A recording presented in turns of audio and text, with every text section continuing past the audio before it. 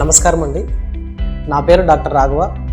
నేను చిన్నపిల్లల వైద్య నిపుణుడిగా మన మెడ్యూనేటెడ్ అమలాపురం అండ్ అంబాజీపేటలో పనిచేస్తున్నాను.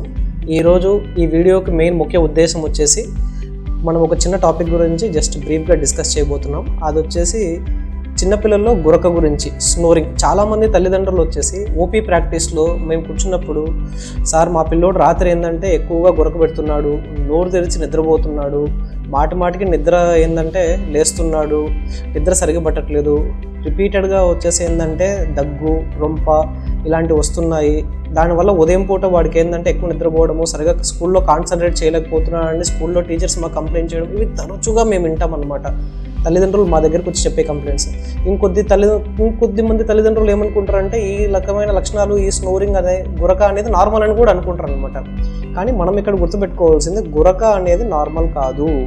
ముఖ్యంగా గురక అనేది ఏంటంటే రాత్రి ఏంటంటే సౌండ్ ఎక్కువగా వస్తుంది, 2 నుంచి 4 వారాల కన్నా ఎక్కువ వస్తుంది, పిల్లోడు తరచుగా నిద్ర సరిగా పోవట్లేదు, ఎక్కువగా నిద్రలో మేలుకుంటున్నాడు, ఇలాంటి లక్షణాలు ఉంటే మాత్రం ఏంటంటే ఇది నార్మల్ హ్యాబిట్ కాదు, ఇది అబ్నార్మల్.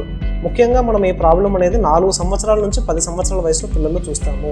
ఇది ఎందుకంటే పిల్లల్లో అడినాయిడ్స్ అండ్ టాన్సిల్స్ అనేవి ఉంటాయన్నమాట. అడినాయిడ్స్ అనేవి మన ముక్కుకి ఇక్కడ 2 రంధ్రాలు కనిపిస్తున్నాయి కదా, వెనక భాగంలో కూడా అడినాయిడ్స్ అనేవి ఉంటాయి. అదేవిధంగా టాన్సిల్స్ అనేవి గొంతులో ఉంటాయన్నమాట.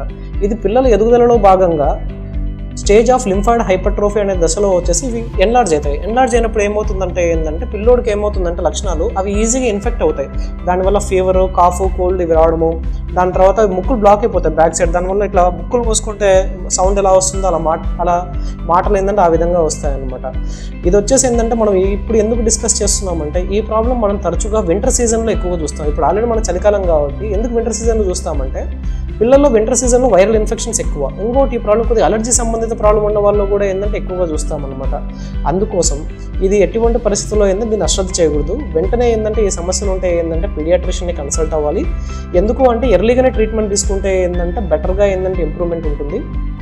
మెయిన్ ఒకవేళ ఇన్ఫెక్షన్ ఉంటే ఏంటంటే దానికి సంబంధించి మందులు పెట్టుకుంటాం. అలర్జీ రకమైన లక్షణాలు ఏమైనా మాకు కనుక ఏంటంటే హిస్టరీ తీసుకున్నప్పుడు తెలిసి దానికి నేసల్ స్ప్రేస్ రాసేయడం కానీ, ఇల్లు చుట్టూ ఉన్న పరిసరాలు శుభ్రంగా ఉంచుకోవడం కానీ, ఈ రకమైన జాగ్రత్తలు ఏంటంటే చెప్తామన్నమాట. ఇది హ్యాబిట్ అయితే కాదండి. మనం ఏంటంటే వెంటనే ఏంటంటే జాగ్రత్తలు తీసుకోవడం వల్ల వచ్చేసి పిల్లవాడు ఏంటంటే స్లీప్ బాగా ఉంటుంది. ఎప్పుడైతే స్లీప్ బాగుంటుందో ఏంటంటే స్కూల్లో అటెన్షన్ స్పాన్ బాగుంటుంది, పిల్లవాడు నేర్చుకునే లర్నింగ్ అనేది బాగుంటుంది అనమాట. ఈ రిపీటెడ్ ఇన్ఫెక్షన్స్ కానీ వాటికి సంబంధించిన మందులు కానీ వాడాల్సిన అవసరం ఉండదు.